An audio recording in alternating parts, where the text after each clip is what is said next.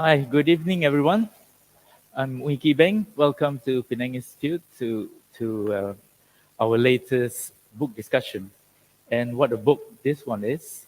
Very good timing and all that. Thanks to our guests for coming to Penang just at the right time, more or less. As you know, we're entering quite a special period in Malaysian history, Malaysian electoral history anyway. We've never had Penang has never had its election separate from the federal elections. Not only that, it's the first time that we have 6 states doing it together without the federal elections. So there are many new factors involved, including the under 18 voting rights. So there's a lot to look forward to. So I'm hoping that our 4 professors here will be able to give us some insights into what to expect, perhaps.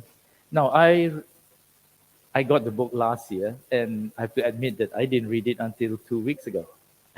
and it's a wonderful book. It's not the kind of book where you sit and read from first to last page, but you half read and half browse, as it were.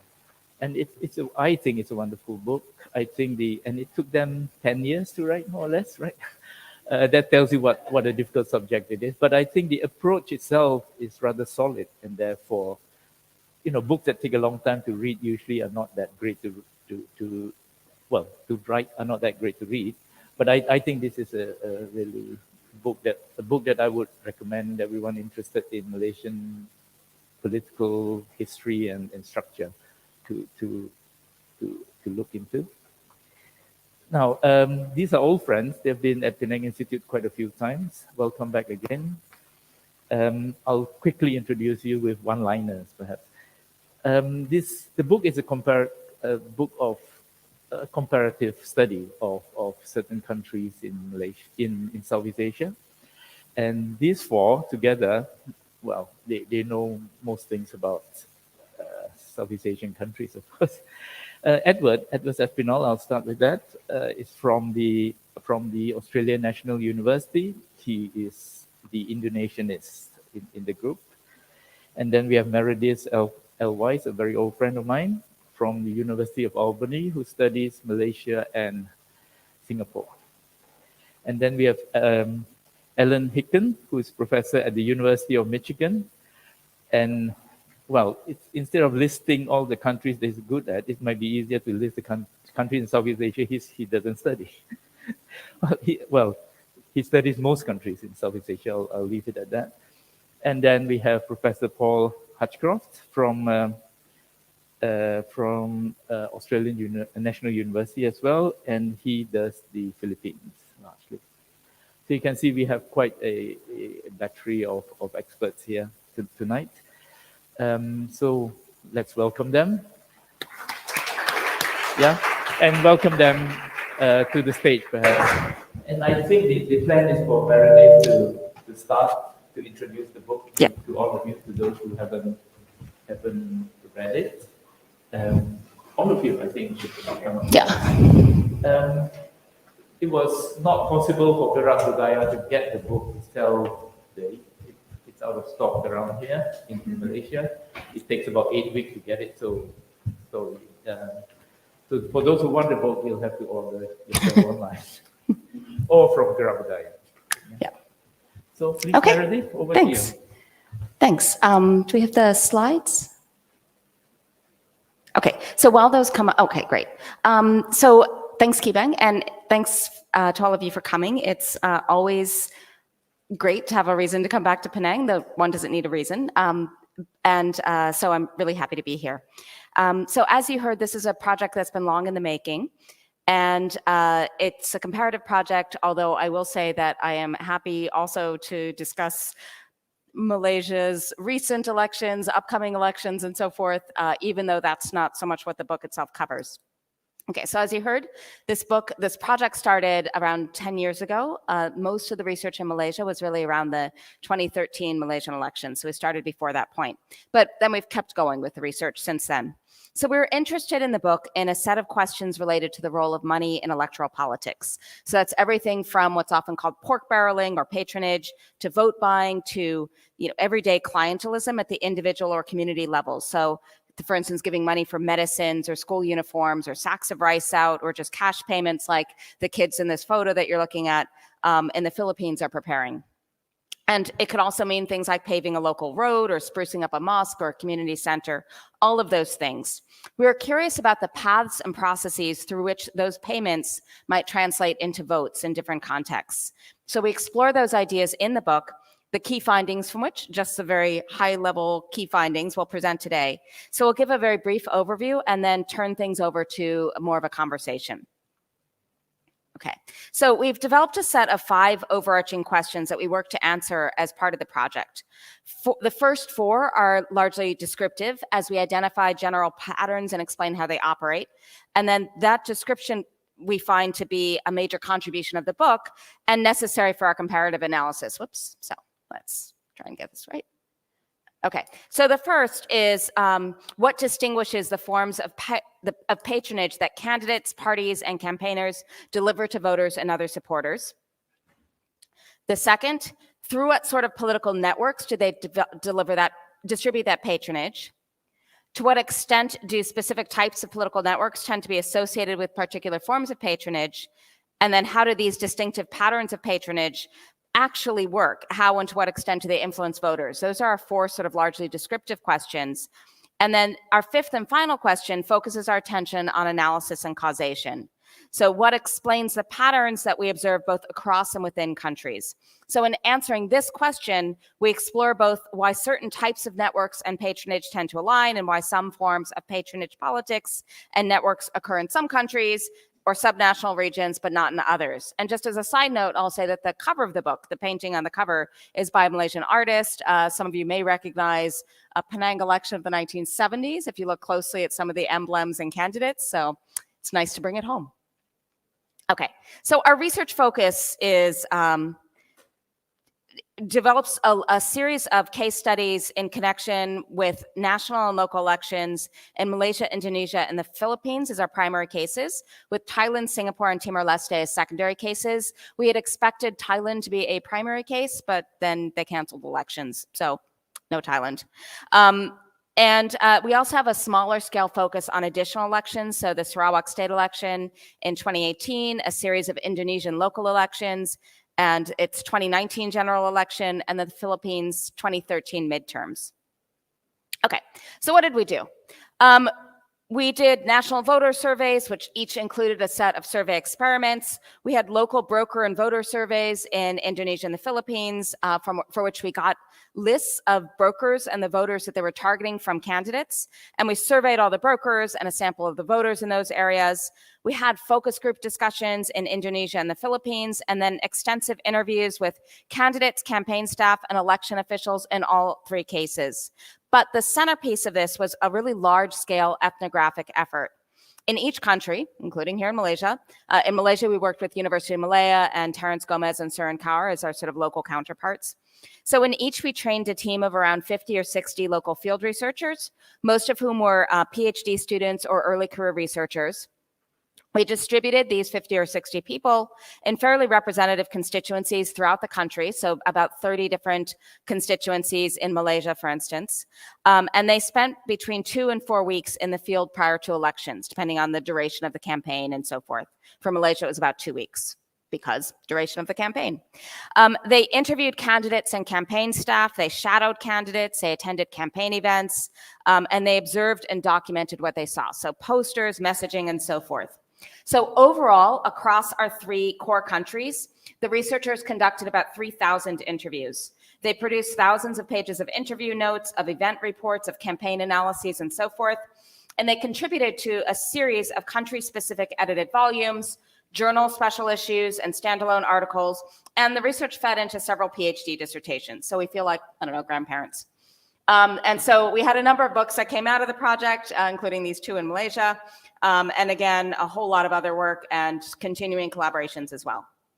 All right, so what are our key contributions that we hope the book makes? First is to show how patterns of patronage and the networks through which they flow are mutually constitutive.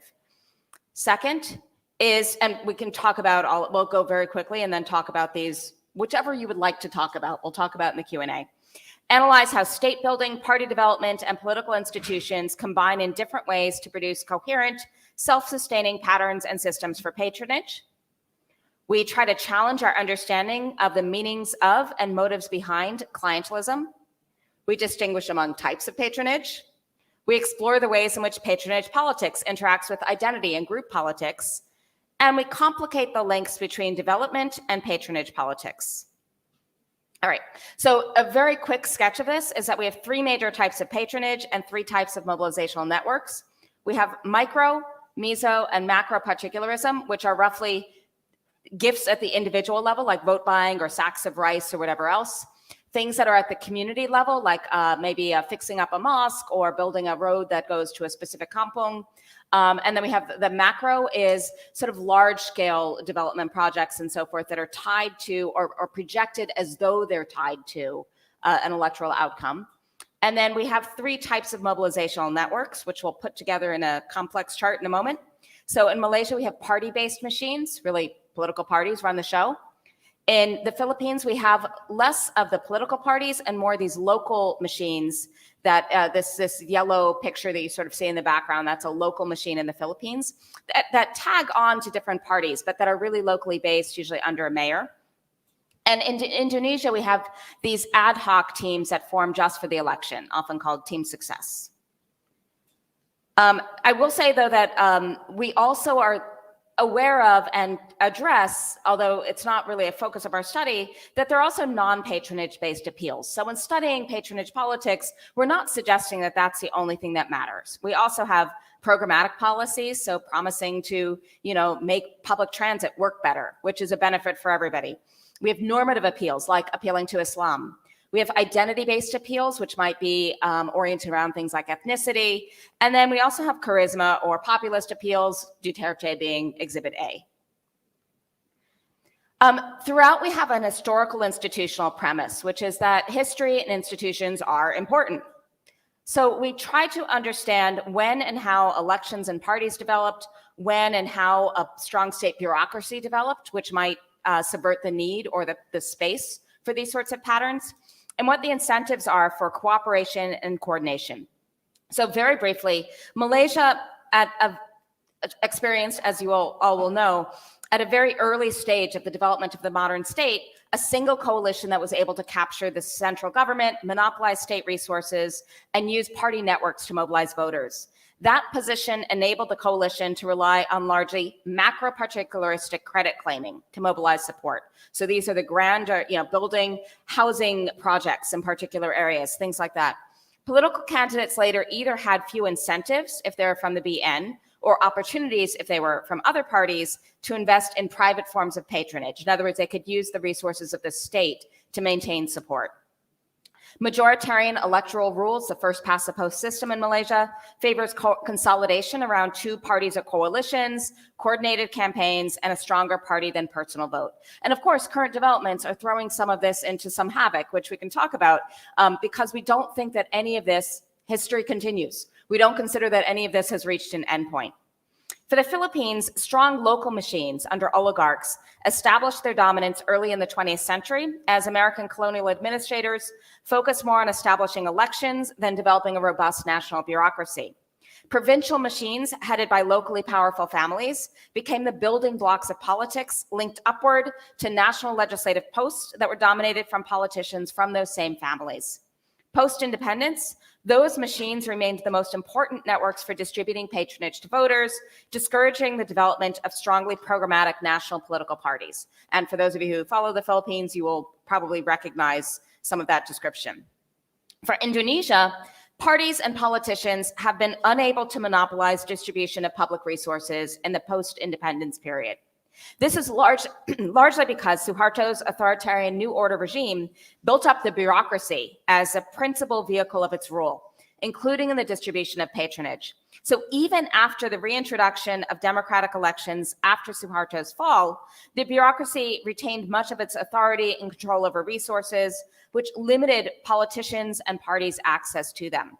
So further undermining parties' cohesion, even at the local level, have been electoral rules in Indonesia that favor personal campaigns and inhibit cooperation among candidates, which encourages reliance on personalized election machinery and individualized one-shot micro-patronage. Okay, and so this is our confusing looking table, which we don't expect you to be able to read from there. But basically, short quiz later. Yeah, exactly, except for the quiz.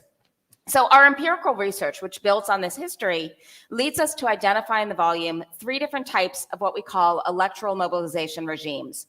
Each combines distinct patterns of voter mobilization networks and patterns of patronage. So we define here patronage as benefits that are distributed for political support or party advantage. They can be from private funds or public resources, depending on what the candidate has access to. And again, they can be micro, meso, or macro particularistic, which just refers to the scale of distribution, individual, community, or collective, broad-based. And we consider also the timing of distribution, like the Sarangan Fajar, the dawn raid the night before, or if it's earlier or throughout the electoral cycle. And at a broad level, we think about the sources of patronage resources. But here we're looking more at just the balance between public and private, and not sort of a Terence Gomez-ish focus on exactly where within the public or private sector those resources come from. These electoral mobilization regimes reflect national patterns, broad tendencies, but we also find both within country islands of exception and smaller scale deviations from the norm. Places in Malaysia that look more like the Philippines, for instance, in terms of these patterns. So the distinctive patterns, Malaysia, party machines. So we have more the middle and large, the meso and macro level particularism rather than micro particularism. Compared with the other cases, there's relatively very little vote buying, for instance, in Malaysia. And there's distribution throughout the electoral cycle, not just in the short campaign. Draws largely on public resources, and parties that are mostly national provide the primary machinery for doing all of this. In the Philippines, again, we have these local machines. They use all the types of particularism, micro, meso, macro, stepping things up at election time, but again, present throughout the electoral cycle. The resources derive from both public and private sources, and they're enduring local teams affiliated opportunistically with national parties rather than enduringly. They're usually centered under a mayor as the key distribution network. In Indonesia, we have ad hoc machines. These lean much more heavily toward the micro end of the particularism scale. Lots of vote buying, not a lot of the broader, things that are actually public goods for which a party claims credit.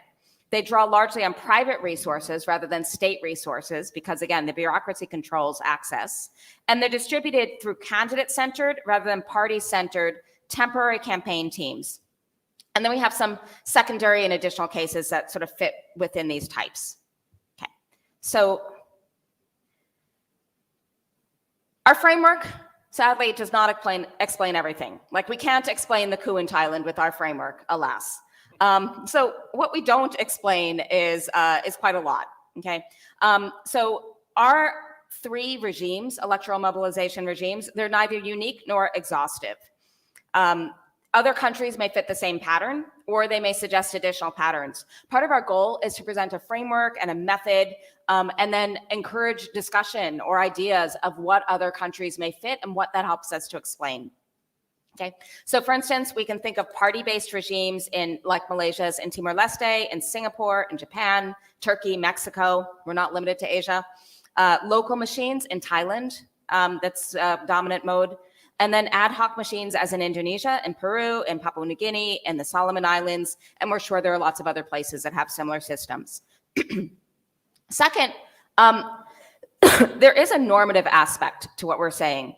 We do reflect a preference for more free and fair elections, for more inclusive rather than exclusive patterns, and so on. And we recognize that. At the same time, we are very aware that there is no easy policy fix. So we do talk through some policy remedies, especially in the last chapter. But reforms are difficult in practice and may be potentially counterproductive as implemented. There can be unintended consequences. So things that may help are things like electoral reform, that efforts to strengthen parties or to give incentives for programmatic rather than particularistic appeals. reducing people's vulnerability. So for instance, the 30-baht healthcare scheme in Thailand, or the Bolsa Familia in Brazil, or introducing national healthcare in Indonesia, all of those sorts of schemes reduce the attractiveness or the need to take a healthcare card in Indonesia from a candidate, or a small handout at elections if you're in a less precarious position. Bureaucratic reform and reducing discretion can be a really important fix. So removing politicians as intermediaries. And then things like anti-vote buying campaigns are popular to do, but they're usually not very effective, unfortunately. There can be no social stigma in a lot of these cases to vote buying. Somebody's giving you cash, take the cash is the usual sentiment. The campaigns can backfire. They can sound pretty elitist if there's, for instance, usually somebody from maybe NDI or IRI, some international democracy assistance program that's saying, you people are bad people because you're taking money. Why aren't you more like us? So it's really not a good approach. And it may not really recognize how patronizing that effort can be when people have very little reason to expect much from the state. All right, so that is where we will, I'm going to pause this overview of the volume, but then each of my colleagues here will go through one sort of key takeaway that we found to be particularly useful, we think, from the book. So we'll go in alphabetical order of Alan, Ed, Paul. Okay, I think, is this working? Yeah. I think so. There we go. So we each just kind of pick one highlight from the book, or one takeaway finding. One of the things we were interested in when we were thinking about this project was sort of understanding how voters and how candidates think about these kind of interactions. So when a candidate is giving, or a broker is giving money to a voter, giving handouts to the voter, again, which is really common in Indonesia and the Philippines, less so in Malaysia, although Sabah, Sarawak, we see examples of this. What does this represent? And the standard view among political scientists and economists is this is contingent targeting with an expectation of reciprocity, right? When you do this, this is a transaction, and as a candidate, you are expecting the voter to reciprocate, and the voter feels a moral debt of obligation, or at least has a fear that if they don't reciprocate, there's going to be a punishment, right? So this implies, and you could be targeting people to get them to switch their votes, vote buying, or getting them to turnout buying, or getting them to stay home from the polls altogether. But the idea is that the receipt of this benefit is contingent on them doing this, doing what you're asking them to do, turning out to vote, voting the way that you want them to vote. And that implies a need to monitor and to monitor voters. Do they turn out or not? Do they vote the way they were supposed to or not? And there's very elaborate theories and methods for sort of trying to study when you have a secret ballot, how do candidates actually monitor this stuff? And so we were interested in what extent we saw candidates and campaigns worried about this and investing in monitoring and enforcement, and to what extent voters were thinking about this way. And what we find actually is that that much of what we observe is not contingent clientelism. So it looks like clientelism. They're handing out these cash to voters before elections. But what they're really doing are activities that don't necessarily imply contingency, and very rarely involves any investment in monitoring and enforcement on the part of candidates or brokers. So what they're doing are we call them brand building. So part of this is just getting your name out there so people know who you are. So as you do the campaign sorties into a village, everybody that you're meeting on the road is getting a T-shirt. Everybody's getting a water bottle. You go to the Tarama. Everybody who shows up there gets a candidate card and gets free lunch. Right? These are things that are that you're basically a form of political advertising, not targeted. Everybody's getting stuff.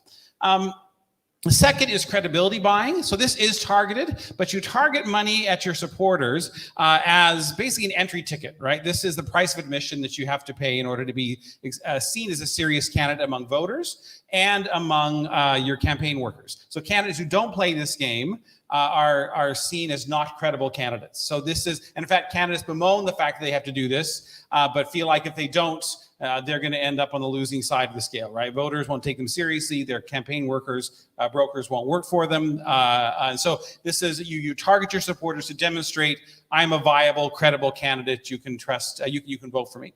And then third, you target your supporters with these handouts to keep them from straying, keep them from defecting. So time and again, candidates would describe that they would target, they would define who their core supporters are, their sort of basis of support was. But then, as we sort of push them, they talk about, well, we talk about, why do you give them money if they're going to support you anyway? And time and again, they would say basically, well, if we don't give them money, they won't be our supporters anymore, right? These really weren't the base sort of loyalists who were loyal no matter what. These were contingent loyalists. They would vote for you as long as you continue to deliver on the goods. And so just one great quote, then I'll hand the mic to Ed. There's a politician in Lanao do Sur in the Philippines who said to us, money is thicker than water, but Blood is thicker than water. Blood is thicker than water, but money, especially if it's a stack of 1,000 peso notes, is thicker than blood. So lots of discussions about how this money is given to try and keep voters loyal, but no real expectation that they have a moral obligation to do this, and voters feeling very free to defect and vote for who they want on election day. Thank you. Thanks, Alan. I think we can all agree with that candidate. Oops. So one of the things that we look at in the book is this connection between patronage politics and identity politics. There's sort of a general expectation that in a lot of the comparative literature on this topic, that identity politics and patronage politics are sort of joined at the hip. That very often, especially when voters are looking for sort of dependable candidates on who they can rely to direct their patronage, you know, their pork barrel projects or their cash gifts or whatever it is towards them, that they'll choose a candidate who comes from, for example, the same ethnic group or religious organization as themselves. So you'll often see that religious parties, for example, or ethnic parties, not only have these ideological identity-based appeals, but they also direct a lot of patronage goods towards their own supporters. So that was one of the things we were interested in. And we found, in fact, that a lot of evidence to support this, that there was a huge sort of overlap of identity-based politics and patronage politics throughout all of the countries that we looked at, but in sort of varying patterns and varying degrees that we can perhaps discuss later. But one of the things that we really discovered, and perhaps Indonesia was the strongest the strongest example in this regard, was this great adaptability of patronage politics. That politicians who are seeking to entice voters by reaching out to them by distributing gifts of one sort or another to them, are able to co-opt all sorts of identity groups, whatever sorts of organizations or identities groups that are available. So, for example, one of the favored mechanisms that candidates use to mobilize voters in Indonesia is through these grassroots women's organizations. So in every village, there'll be these women organizations which take care of things like maternal health, but also do a lot of sort of social and community-based activities. And they're one of the really favored targets of political candidates who often they'll visit these organizations and perhaps distribute sort of gendered gifts of one sort or another, cooking sort of instruments and holding sort of free cooking classes was one really common thing. Likewise, candidates who would target devotional organizations of one sort or another and go and distribute Bibles in the Christian areas and Qurans or prayer mats in Muslim areas.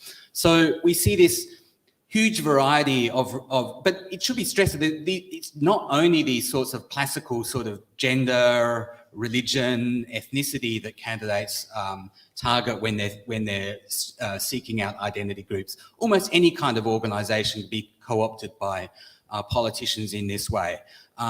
Football clubs, for example, or indeed chess players clubs was something we noticed in some areas. So there's this huge sort of adaptability of the patronage style of politics to whatever sorts of social organizations and social networks can be found in a particular society. Because politicians are looking for these mechanisms and these networks that can connect them to voters and through which they can build not only these sort of patronage relationships, but also emotional connections. So there's this huge adaptability of patronage, but this sort of similarity in the forms that we see across these very varied groups. And although it's certainly the case, and I guess Malaysia is a clear example of this, where patronage politics can reinforce identity-based divisions, for example, on the basis of religion or ethnicity, we can see also in other places candidates using patronage in order to bridge ethnic or religious divides, for example. So it was, again, just to draw on some of the Indonesian examples, it's not at all uncommon in areas of mixed religious communities in Indonesia. You'll see, for example, a Muslim candidate donating sort of pork barrel funds to a local church group in order to help them renovate their church, or vice versa. So patronage politics, we find, is almost infinitely adaptable, and it certainly can serve in some situations to reinforce social divisions, but it can also domesticate them and sort of blunt the divisions between them in other circumstances.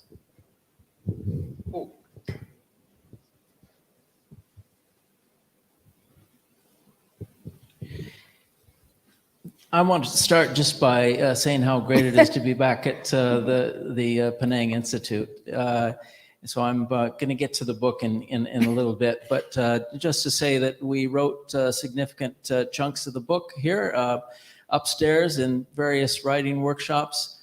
Now we're in town working on a new project on urban politics, and that got started in the next room over in January of 2019, I think. We had Francis Lowe there as wise advisor, and Aspinall there helping out and still helping out with one of our cities. We're now on these a few days here working upstairs on some of the collective outputs from that project. So I just want to thank Penang Institute for all of your kind hospitality, both in years past and in these days that we're here right now. It's great to be back. So throughout much of the book, I'm going to get back to the book now. The first 8 chapters really deal primarily with country level patterns. So how do the things that we see in Indonesia vary from what we see in Malaysia, vary from what we see in the Philippines? But in chapter 8 it is. Chapter 9 is our conclusion. So chapter 8 is the one that gets into islands of exception at 2 extremes, really. At one extreme where politicians move from patronage to very heavy reliance on coercion as well. And then at the other extreme where we find that patronage is supplemented in very important ways with programmatic appeals. Now, we're interested in 3 major factors. The first, they're a concentration of control over economic resources. This is not just underdevelopment generally, but when economic development occurs in situations where there are strong local monopolies, whether in mining or plantations or some other resource-focused industry, one tends to see economic elites that control the industry, and in many cases this also shades into forms of local bossism and elite political control. So images you have there on the lower left is mining area, and then upper right a very well-armed fighter in Mindanao. The second factor that we have here, capacity of local state institutions versus bosses with coercive capacity. Here we're contrasting, on the one hand, state institutions that are relatively well developed, where there's a monopoly over coercion that is relatively secure. And in these situations, as you might expect, it's not likely to find a lot of coercion being bandied about by local politicians. But in contrast, where the state is very weak, patronage can go hand in hand with coercion.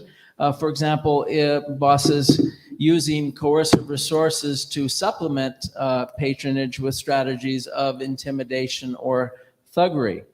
Then the third factor that we have here, relatively autonomy and egalitarian of local social networks, that's not probably as self-evident, but we're talking about the tendency where local leaders are sufficiently powerful to direct political behavior of their subordinates without having to offer immediate benefits of exchange. So where you have social networks that are have a high degree of control at the top, that are very hierarchical, those leaders of those networks can deal with politicians, and the benefits rarely go down to lower levels.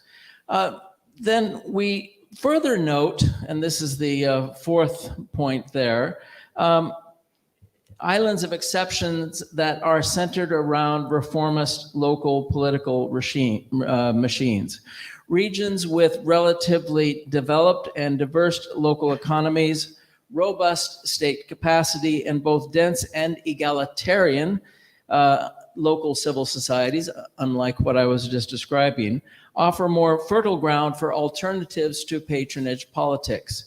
So this is what I highlighted at the outset, where we see that patronage is very much supplemented with, and sometimes even submerged to programmatic politics. Large, diverse cities that tend to be the engines of these new forms of programmatic politics. And here we have in mind one place called Penang, Malaysia. I'm not just saying that because we're here at the Penang Institute. Very much a major exemplar of what we are talking about when we speak of reformist local political machines. Surabaya in Indonesia is another example. And then the photo that you have on the lower right is of the late Jesse Robredo in Naga City, Philippines, that built up a political machine. Yes, it is a political machine, but one that is based on very new forms of politics in Naga. And that machine, which he started up way back in 1988, continues to be in place even after his death about 10 years ago. So that is the bit of insight that I wanted to flag from the book. And I think we move on from here. Give the Yep, you want to click to the last? Yep. Yeah, sure.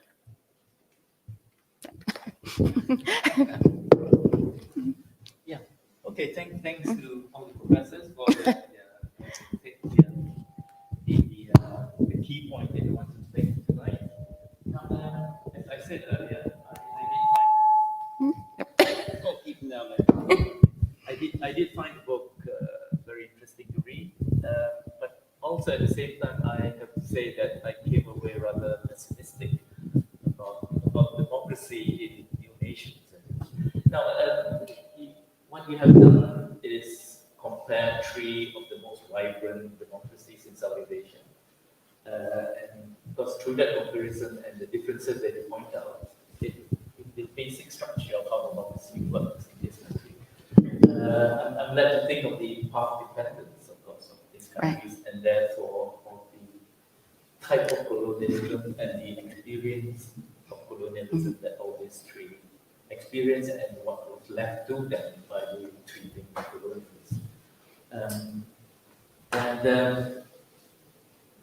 Well, of the three, I would think if I may focus on Malaysia, of the three, Malaysia's experience of colonization was the least of all of them.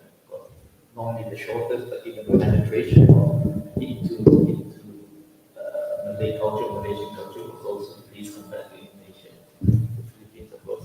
Those two countries, very different types of colonialism, and different European countries that colonized them as well. So the differences are not popular. I wonder if you could say something about that and how deep is this dependence? Are stuck Right. in it, and whatever reform movements we might see in all of this, are the reforms of pathetically weak because of the dependence to the colonial structure that was left to them. Right. Paul, that's right. Yeah, I'm so sorry to hear you came away with a pessimistic view. No, I can't understand entirely, because we do trace a lot of these patterns back into historical institutional foundations. And when you do that, one can get the sense that certain patterns have been put in place way back in history, and that it's very difficult to change those patterns. And at one level, one can perhaps say it's all decided in the past, what can be done in the present. That's not the conclusion we want to have anyone take away from the book, however. And I want to say just a couple things about what we focus on in the final chapter when we look at policy reform opportunities. Meredith's already gone through this a bit, but we can see examples, both positive and negative, of how countries' political systems have changed in significant ways with the shift in incentives that are provided through electoral system reform. On the positive side, the shift in the electoral system in Japan in 1994, without going into details, was quite successful in reducing the degree of factionalism within the ruling Liberal Democratic Party, and bringing about some opportunities for greater focus on, or a lesser focus, I should say, on candidate support organizations, with all of the patronage that existed in the Japanese system, with the Koenkai, the candidate support organizations, the trips to the spas, the support for youth sports tournaments, all sorts of things that were really critical.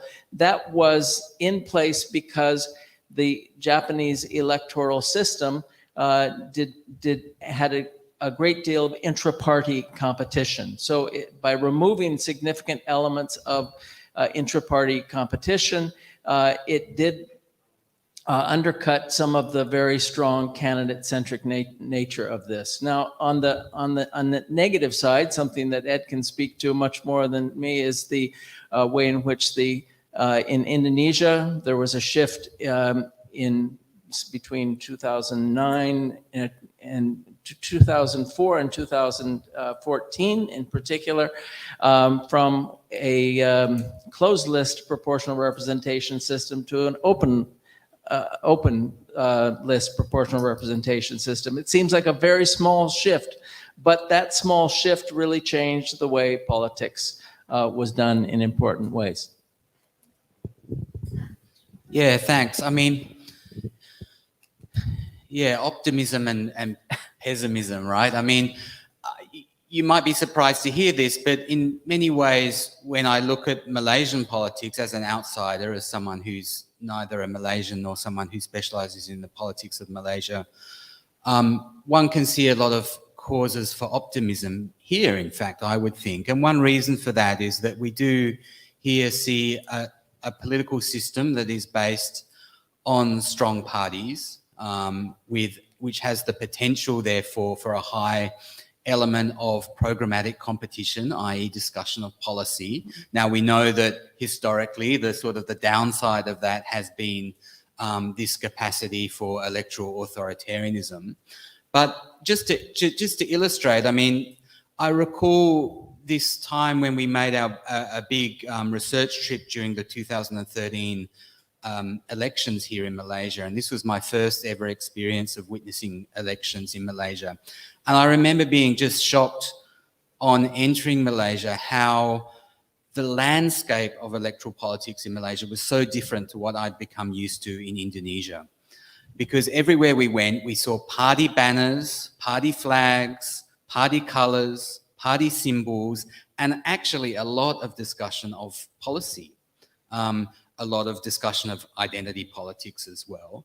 But in Indonesia, we'd become, because of this electoral system shift that Paul referred to, we'd become used over the preceding 10 years to very little visibility of parties around election time, almost zero discussion of policy or party programs, and this massive focus on individual candidates. So if you go to if you visit Indonesia during election, you'll see a very different physical landscape when you travel along the roads. You won't see many party flags. You'll see some party flags and party colours, but what you'll see a lot of is images of candidates, and not just the national political leaders, but in every town you'll see dozens, indeed often hundreds of images of different candidates, including candidates who, because of the electoral system Paul mentioned before, are actually from the same party as each other, but are competing against each other. So often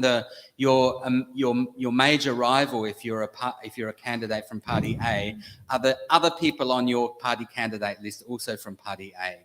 So in that sort of context, how do you differentiate yourself from competing candidates? Obviously, you can't emphasize policy because you share the same policies. You're from the same party. Instead, you do it by putting a lot of images of yourself about there. Perhaps you sort of develop some sort of trademark interest of some support. One candidate might support women's organisations, another might support farmers, another might support young people. But you also differentiate yourself by distributing cash and other gifts. That's one way you can build your brand. You outbid your rivals. So you get this very fragmented pattern of political competition, which is actually quite distinctive from the Malaysia one. Now, I don't know how so sort of viewing backwards through that telescope, I mean, that's why as someone who's not a Malaysia expert, in many ways, when I look at Malaysia, I feel that, you know, for all the faults we see here, at least we see this sort of emphasis on policy, on program, on big national issues built into the fabric of elections in a way that's sort of been washed out of political competition in Indonesia. So just a couple of responses. So I'm trying to put a more optimistic spin on things. So history is, constraints, but isn't destiny, I think. So they're not, we have other examples around the world of countries who had very similar levels of sort of money in politics and of various forms that experience changes in the way in which money still operates. But if you look at, you read accounts of 18th century, 19th century UK politics sounds very much like what we experience in much of Southeast Asia, US during the sort of machine era. In fact, James Scott wrote a very famous piece comparing machine politics in Southeast Asia to machine politics in the United States. But even closer to home, more recently, Taiwan in the 1970s and 1980s had campaigns that look very similar to what we see in Indonesia and the Philippines, and that has transformed. And even Thailand, right? The party that just won the election was a party that spent no money, zero, or practically zero, on machine-based sort of political campaigning, electoral handouts. It was a completely policy-driven campaign, right? That is so change is possible, and there's sort of a few things that sort of bend towards change. Development makes it harder for candidates to use these kind of strategies. It raises the costs. The marginal costs of the vote. Development changes people's preferences. It breaks down certain kinds of social networks, makes it the job much harder for candidates, and incentivizes them and their parties to try other strategies to mobilize voters.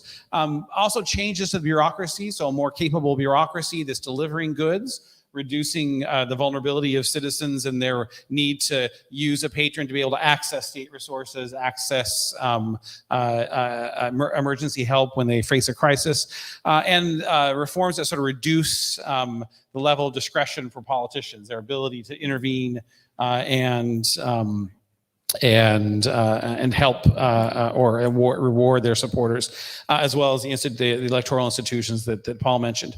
I'll also mention that a couple of the reasons for sources of optimism before maybe being a little pessimistic.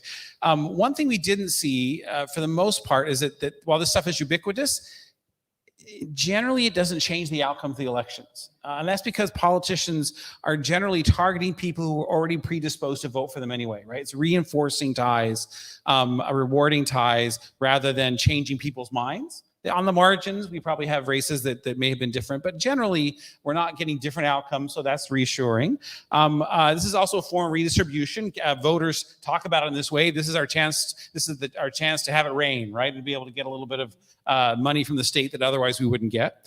And then we also don't see any evidence in most cases of what some people call perverse accountability, where it's not politicians that are accountable to voters, but voters who are accountable to politicians. So people worry a lot about this in these in places where we see money politics, that the voters actually can't vote against these politicians to give them money, either out of, again, a sort of sense of reciprocity or a moral obligation, or because they fear retaliation. We don't see really any evidence of that in most of Southeast Asia, outside of some places where coercion is a common part of politics. Now, just to end up here, and I'll pass over to Meredith. That said, there are still things you want to worry about, right? So this is really expensive. Really inefficient. If this is redistribution, this is a really bad way to do redistribution, right? There are more efficient ways to do that. And because it's so expensive, candidates have to recoup that money somehow. And that invites corruption, all kinds of problems there. It also means that public goods are generally undersupplied, in at least in the context where it's micro and meso-particularism, less so in Malaysia. And we also worry that all these forms of money politics can breed cynicism and discontent on the part of the voters, right? So discouragement and disillusionment with the fruits of democracy, a feeling that all the parties are basically the same, that long-term is problematic for sort of the health development of democracy. Okay, so I'm just going to be very brief because we're going to run out of time. So just very closely on the question of is history destiny or the colonial legacy. So this is a headline from the Straits Times on the 10th of November, 1953. Votes for cash gangs threaten Singapore election. These things can be changed. So Singapore had major problems with gangs that were going around and buying votes in blocks of 1,000 and selling them to parties. They passed electoral laws, including compulsory voting, limiting what sort of treating parties could do. You couldn't drive voters to the polls, things like that, and passed strong political finance legislation. So you do not you find many other problems in Singapore, but vote buying is absolutely not one of them. So it's all to say that yes, there are historical legacies, and they do help to chart a course. But there are policy measures, for instance, that may interrupt those, as well as these larger scale development processes, urbanization, for instance, these other things that make people rely upon programmatic services or that change their preferences such that the old models don't work in the same way. Well, interesting that you took Singapore as an example. Of course, I take Singapore. Yeah. Not exactly like the other right. countries, leading me to think of, well, was it Winston Churchill who said that democracy is the worst form of governance except for all the others, right?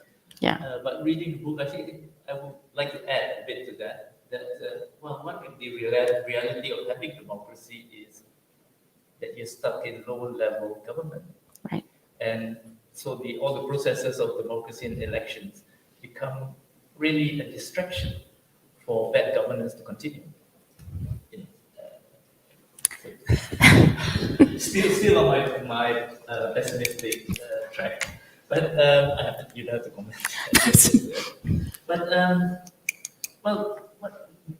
since every question I have will have 4 answers. No, we can have just one of us answer. Yeah.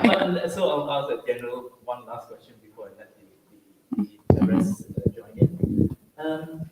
The notion of federalism versus centralism is very, very, very important in the case of Malaysia, and in Indonesia's case, of course, after 1998, you saw that that change away from centralization and towards the presidential system and so on.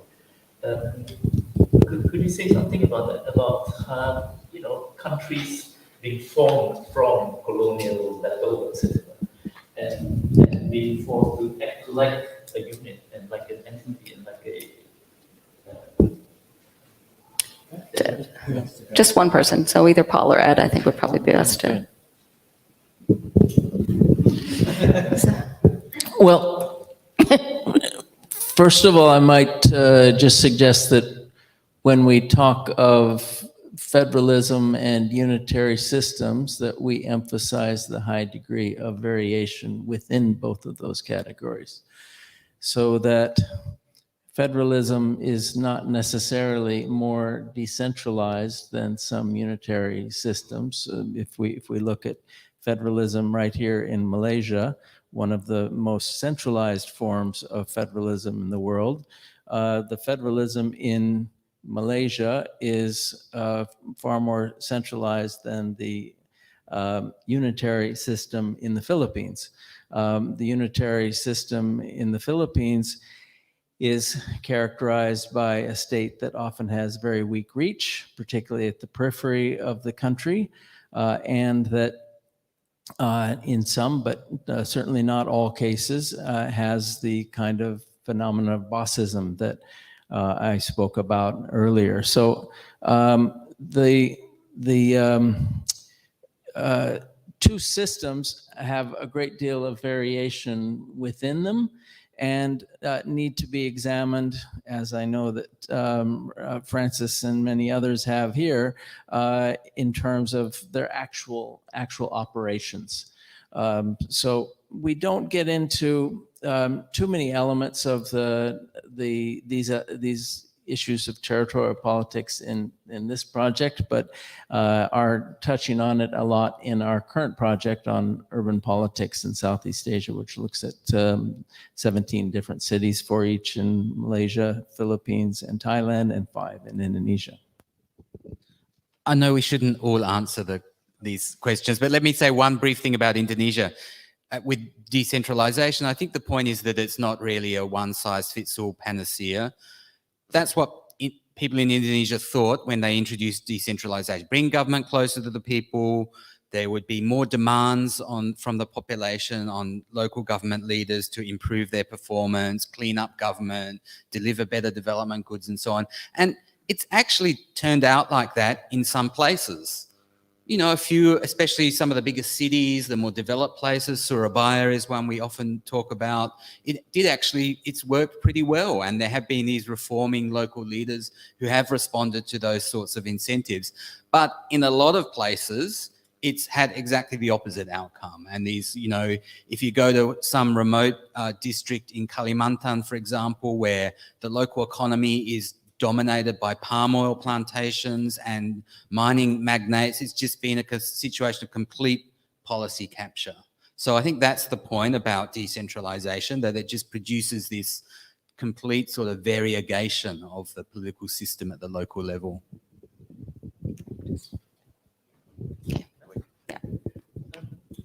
One section in the book that I thought interesting was when you started discussing the civil service, I think. And you started talking about the term, I don't know how to pronounce it, but Limanstans. Yeah.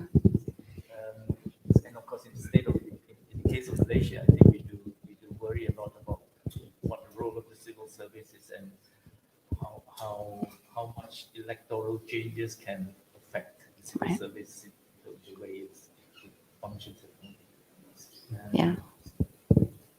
But is there anything anyone wants to say about civil service in all these 3 cases and how they differ? I'll just say a brief thing, which won't necessarily capture all the ways that they differ, but I mean, we can see the variation within Malaysia of those states that have a state civil service versus a federal civil service, but just the extent to which the civil service has autonomy and professionalism, which we can also say about militaries in the region of the levels of professionalization also matters for what sort of political role they see themselves as having, what sort of discretion, and what sort of rules they put into place. So the key, sort of standard definition of programmatic policies, which is what we generally think that societies should, or polities should aspire to in order to ensure that you know doesn't determine what sort of benefits you get from the state, are that they have rules, those rules are public, and those rules are followed.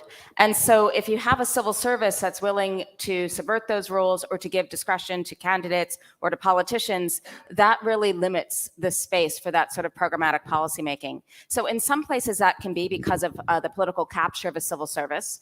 There's a great book by Hidekune Washida about this in Malaysia, the extent to which just because the civil service and the BN, or initially the alliance, grew up together, there had been no other party in power. The interests of the civil service were the interests of the BN, and that was hard to disaggregate. So it can be a question of political capture. It can also be a question of just a weak state, that there really hadn't been a strong civil service in the first place, or as we find in Indonesia, that the state, that Suharto controlled the civil service, controlled the bureaucracy, and that disempowered politicians. So how do you strike the right balance between civil service, a civil service that's professional, autonomous, rule-bound, and so forth, and also politicians that are able to exercise appropriate discretion to pursue their policies? Does the civil service take sides? There was also a discussion in 2018 of whether there was a deep state and whether the civil service were subverting policies and so forth. So we find that this is really, it's an understudied aspect of certainly Malaysian politics, but really politics anywhere. I think it's sort of sexier to study elections, but then bureaucrats. But actually when we talk about the state, it's the bureaucracy.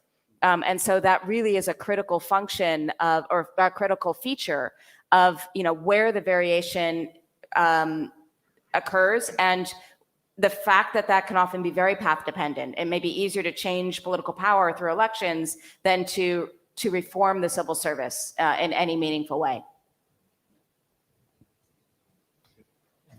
Thank you, everyone. I'll open the floor now. Questions? All right.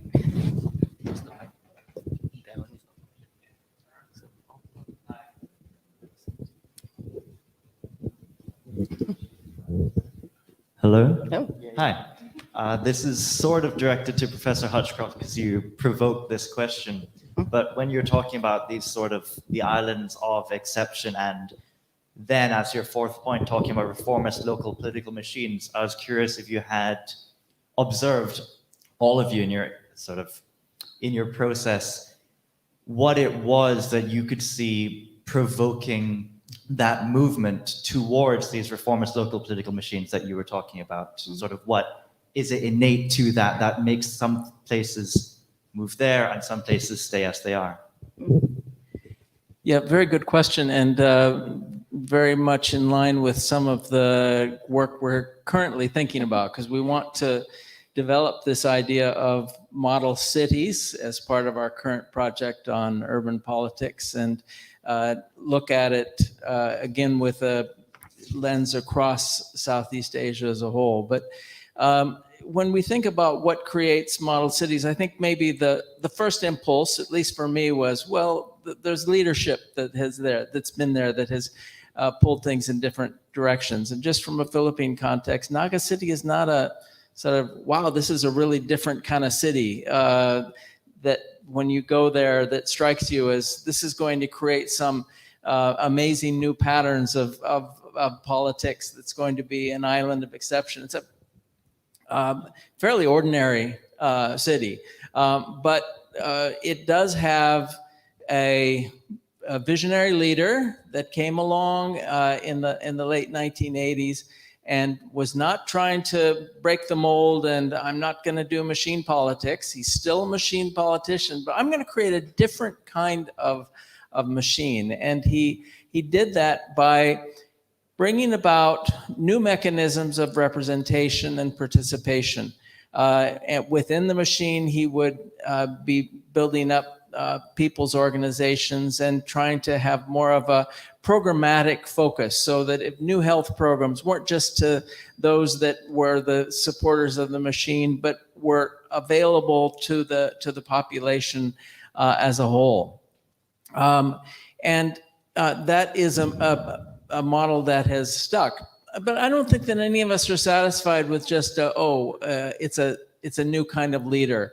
So we were trying to think of more structural explanations as well that helped us to understand that. I touched on them a little bit, but happy to expand on it. That these are we tend to find cities that have diverse economic base, that have some kind of it doesn't hurt to have some kind of intelligentsia around. Let me say something good about the intelligentsia, since there's 5 members of it that are sitting up on the panel, that come up with some ideas, and that may help to drive some civil society kind of formation.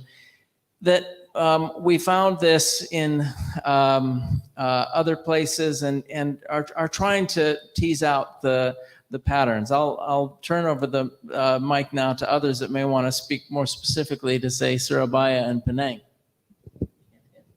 Just very briefly, I would say in Indonesia, it's diverse urban economies, cities which therefore have pretty vibrant civil societies. They're the ones that nurture these sorts of leaders. And often the critical move in Indonesia is sort of them breaking through the grip that in Indonesia they call the term is mafia project, the project mafia, which sort of often controls politics in these old style cities. So that combination of a reformist leader with acting with in coalition with civil society can break through those old politics. So just 2 points, or two quick sentences. Thinking about it, as Paul's thought, the phrase that the sort of a combination of structure and agency. So we have structural factors that make these kinds of transformations more likely. And we can do a good job of sort of thinking about those and thinking through those things in terms of logic and empirics. What we can't explain is why we get sometimes a reformist leader in one context and not another. Some of that is due to the sort of environment, but some of that is just leadership, vision, and ability that are specific to individuals. Yeah, the only thing I'll add will be just thinking through this on the spot. For Malaysia, I think part of it is also where you're maybe shut out from federal resources. So you see patterns of innovation that reflect necessity. How do you develop a city or state like Penang when there's a difference in government of administration at the federal versus state level? And then the other thing I will note is that, for instance, in Indonesia, some of the most prominent reformist mayors are women. So it could also be those who are excluded from some of the networks that otherwise may dominate. And we haven't really looked at this systematically, but it's just thinking through the cities that come to mind, that there are these patterns of exclusion that may encourage forms of innovation. That might be part of what's allowing that agency side to come through. Thank you. Yes, please. Hi. There's increasing calls for decentralization. I think it was also sort of alluded to by Ki Beng. What's the impact of decentralization, if any, on patronage? You've been studying this, so is it going to be a significant impact? Is it going to be a big plus? Just comments. Thank you. So Ed mentioned this already in connection with Indonesia. It really varies, right? So we know some things that make this more or less likely to make decentralization more or less likely to be more or less patronage oriented. So systems where there are units where there's higher levels of competition tend to have better outcomes on a whole variety of dimensions. Systems where there is a more active and vibrant civil society tend to have better outcomes on a whole bunch of dimensions, from democracy to public goods provision to peace and safety, and then systems where you get a lack of political competition, where you have a very moribund civil society. Those tend to breed and reproduce patterns of patronage politics that we saw and that we see at higher levels. It just transports those and entrenches them at the lower level. So it really depends on sort of the local environment, and there's a lot of variation within, as much variation within countries as there are across countries. Just one further point. There is often a tendency to conflate decentralization with democratization, because, as has already been said, you're bringing the government close to the people. No one has said this, and it's not implied at all in your question. But I would just highlight that sometimes it takes central action to bring about greater degrees of democracy, particularly where you have very entrenched local elites that are watching over subnational authoritarian enclaves. And one of the best examples of that is the United States in the 1950s and 1960s. It took federal action. It took National Guard coming into Little Rock, Arkansas to desegregate schools.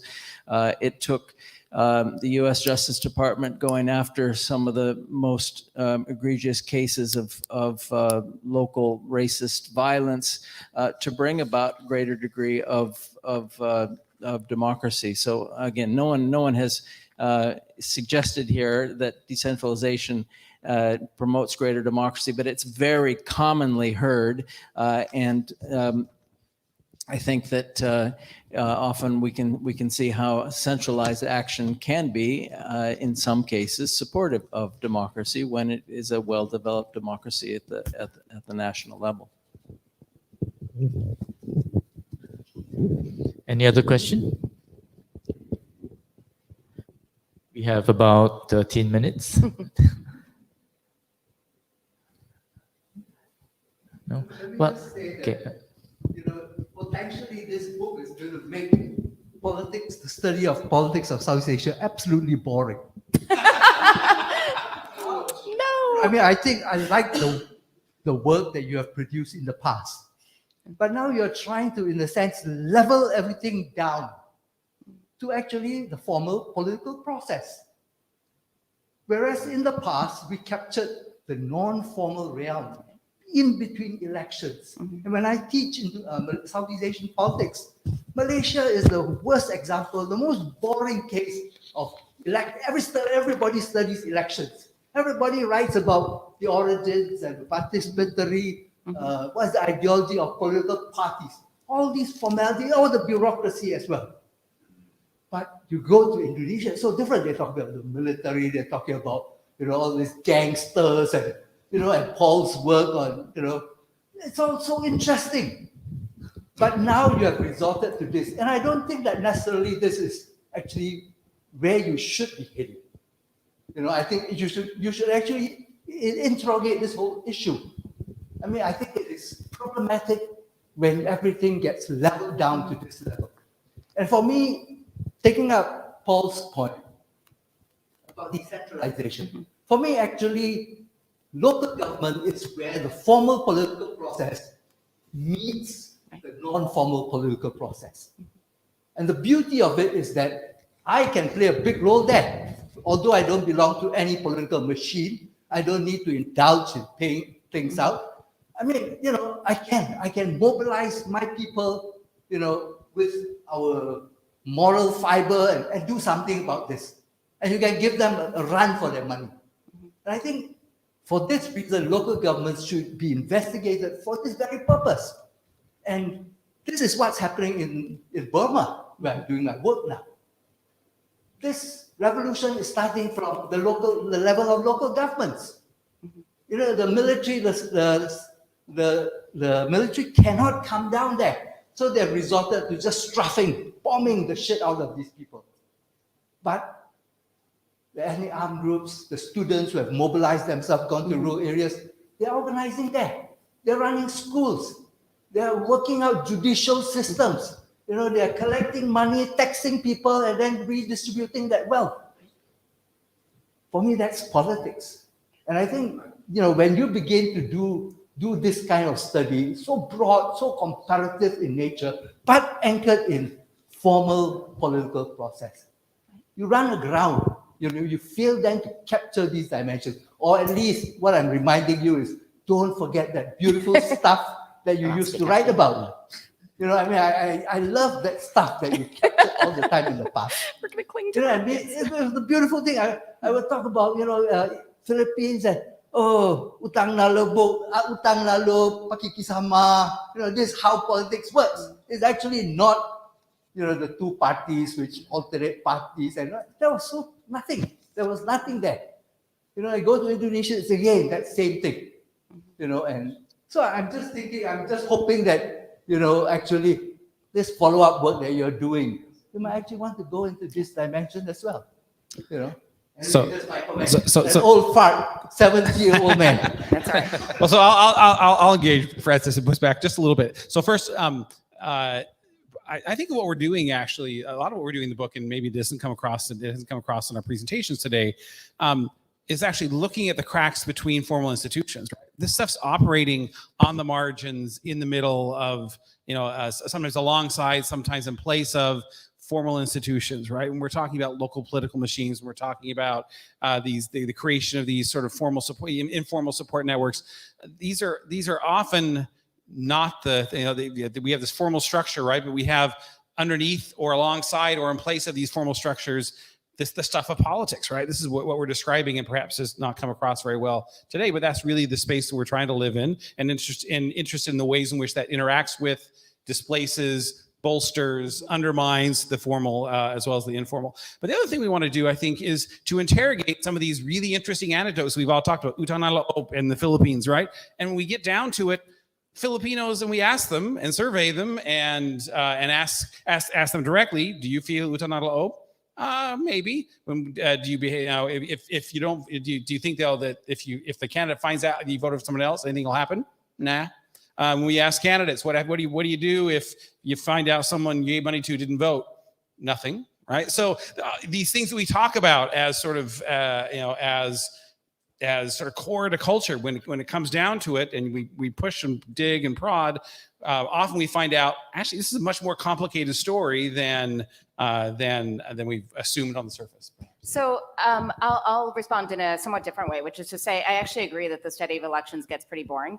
I keep studying Malaysian elections, honestly not really for choice, but by choice, but just because an election comes and this time it's RSIS, sometimes it's not.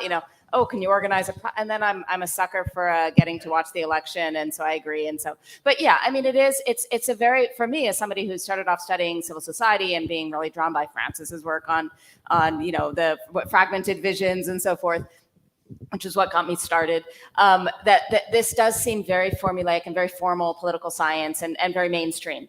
At the same time, a couple things that I'll say to sort of now push back against what I've just said. First, the project that we have now on local governance, on cities, it directly follows from this book, because in doing this book and this project, we realized how much actually we were missing the local level. That it was at the city level, at the local level, that we see really different political patterns, and that's where we needed to home in. So this current city governance project is a direct consequence of our very differently focused election study. Secondly, as Alan said, we're really looking at some of the interstices between formal politics and actual practice. And so we do look at, where civil society fits in, where affective networks fit in, what we miss by suggesting that it's just, candidates, voters, that's all there is to it. And then third, I'll say that just for myself also, this project gave rise to me for another project, which was on, in some ways patronage, but broader aspects of looking in Malaysia and Singapore at politics on the ground. So in between elections, and consciously not focusing on elections themselves, how is it that politicians actually interact with voters? And again, that brought me very much down to the local level of seeing that is the state for the average citizen. Like that's who you interact with. So that's where these questions about, for instance, decentralization, some of that, yes, there are all sorts of big questions about whether that does or does not influence patronage in certain contexts, but it certainly does also have potential repercussions for how much access individuals may feel that they have beyond protest movements to influence their situation, or what sort of influence they might be able to have on different sorts of budgeting or on state priorities. And so for me, I looked at, walkabouts by PAP politicians, where they're, really brought down to the level of how do we find out, what people want, and what they want in Singapore, as in Malaysia, is often being seen. That if you haven't shown up in this many years, you haven't come to a wedding, you haven't sent a wreath at a funeral, it doesn't really matter what policies you push for. And that's a really different way of thinking about politics and electoral appeals than manifestos. So while I still do seem to study every election, it's not, for me, that I agree that doesn't excuse the fact that, that elections are still important, but that's really not for most actual things that a state does. I mean, that's just the punctuation to the equilibrium in some ways. And what actually constitutes everyday politics can be a much different sort of landscape. Thank you. If I may jump in there, thank you, Francis, as usual, for putting your finger on a point that I did feel reading the book as well, that although it's this pessimism that I felt, I think that that's one way of expressing it. That I was thinking of the way when you compare all these systems, politics is not a very noble art. It comes out, look, it's patronage, and in parts of your book you talk about how politicians claim credit. It's sort of in the system to claim credit all the time. And there was one point I wanted to ask. You talk about Malaysia as being party influence, as it were. You have a strong party system and so on. And because of politicking being of that nature, there's hardly any period between the elections because it's always election time. It's always campaigning, right? And that's sort of the distraction I was trying to mention earlier. Right. That while bad governance is going on, we have other things to distract us, and it's always this campaigning going on all the time. But of course, that to an extent is the reality as well. Of course, the reality that Francis wants to point out is also here, and that's what led to the changes in politics, in the political landscape the last 20 years in Malaysia itself. Yeah. Can I just say also that it is important to actually account for when the process begins to take place, begins to take off on its own. I mean, because utang nalubog and all that is there, and it's a moral claim. This is my right. It's the weapons of the weak that Jim Scott talks about. But now this is now coming down. And okay, I'll give you my vote. What's the big deal? Counts for nothing. Yeah. But you make sure you come and retar my road. You give me my new school. Computers for my children. I think Terence. The important things about Terence study is that he tells you when this begins to get created. This whole political machine. And I think you have to also account for that in this discussion. Throughout. Otherwise, people make claims. This is my right. Against the big man. The local big man. Yeah. Thank you. One last question. No, everyone's cowed. Yeah. No? Oh, yes, sir. So this is all very new. If you don't mind, perhaps a naive question for me. So I'm just going back to the title of the book, Mobilizing for Elections, Patronage and Political Machines in Southeast Asia. So those two words are new to me, and I gained from today's session, patronage and political machines. So my question is, should we seek to avoid or to dismantle or to be able to evolve it from where it is today? Is patronage relationship good? Is it a form of loyalty as a reciprocation or trust earned? Where's the line? Do you want to try? Or I can. Thank you for the question. One of the things that we have emphasized in the book is how important it is to understand key terms.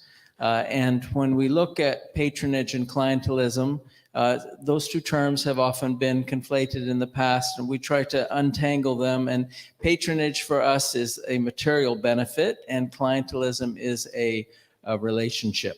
And we are interested in looking at, as we've highlighted, at how there are different forms of patronage or particularism, and then different networks through which they that patronage is distributed.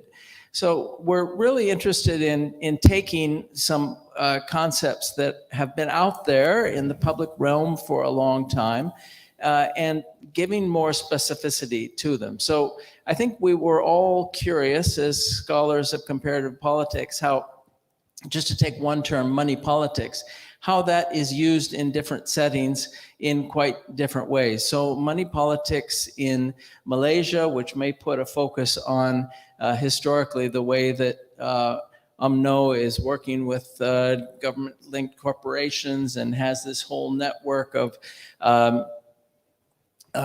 supporting its people with very strong linkages into the economy, money politics in the Philippines that primarily is interested in the way in which vote buying takes place. Money politics in Japan has a distinct meaning. Money politics in the US usually leads into discussions of campaign finance reform. So we were interested in how this thing, money politics, plays out in different ways. So if I can just sort of, if come back a little bit to what you said, Francis, too. I don't think we're leveling down. Far from it. We are really trying to take what are very common terms and be able to distinguish how we see different patterns across countries in patronage and the networks through which it flows, and then go further and try to give some kind of historical institutional explanation as to why these patterns are so different in Malaysia versus Indonesia versus the Philippines.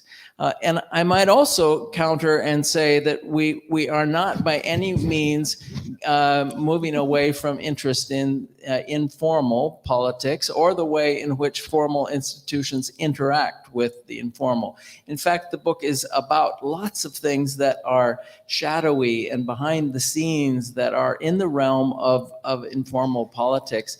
Otherwise, we wouldn't be getting into these ad hoc machines in Indonesia that have so little continuity over time. They tend to be quite informal. We wouldn't be looking so much at under the radar money flows that takes place. Now, our focus, we would say, is about the distribution of patronage. There's an entirely different element that would be a different study in that, where does the money come from in the first place, right? What are these networks into local conglomerates and the like? And we understand that is a very important focus of study as well, but one that we either leave to others or leave to a future study ourselves someday. But we're there, right there in the informal. I'll just give you one anecdote. We were sitting in the yard of a local leader in the Philippines, a local broker, and having a chat about all of the different money flows and finding out where he gets the small bills conveniently from his wife who works at the bank, and they need all that, and how much support they get from the congressperson coming in. These are all very informal. But the highlight of the interview for me was I knew from my study of Philippine politics that the area in which we were sitting, a part of the country that we're in, has a long history of communist insurgency. So I rather delicately said, so I've heard about these things called permits to campaign, where sometimes, I tried to sound ignorant about this, sometimes politicians have to pay money to the New People's Army just to be able to have access to areas in the interior. Do you have something like that? And I expected he might deny it or something like that. He opened up his wallet and he said, yeah, I've got one right here. And he had a kind of quasi-official thing from the local commander of the New People's Army that was his permit to campaign. So we said, well, how much did that cost? I don't remember exactly how much, but it was a significant sum of money. Well, where does that money come from? Oh, our local congressperson, our local congressman pays for all of that. He buys them in bulk for all of us. Now, if that's not the intersection of sort of formal and informal and all of the other kinds of flows of money that we have encountered across all three of our major countries, we're not homogenizing any of this. We're not leveling down. We're looking at distinctions and trying to understand this phenomenon a little bit better. So thank you for your question. I hope it's okay if I drifted a bit into response to you as well, Francis, because I really don't think that we have made it a boring study. These flows are incredibly fascinating, and we try to capture that as much as we can in the anecdotes. Perhaps in this talk we've given you the more conceptual side of things, but look at the book. There's lots of good stories, I dare say. But you're the ultimate judge. Well, let me end by just saying that the book does end with a call to action as well. And I was actually going to read something from the end of the book, which was, so the descriptions of these three economies, democracies, I think, in your view, was to do exactly that. This is how the world looks like at the moment in these three places, and this is what you need to do about it, right? So I think with that we have to end, and let's thank our dear professors here. Yeah. Thanks again. Thank you so much, and please come back again. Yeah, Paul. Thank you very much. Thank you, Ellen.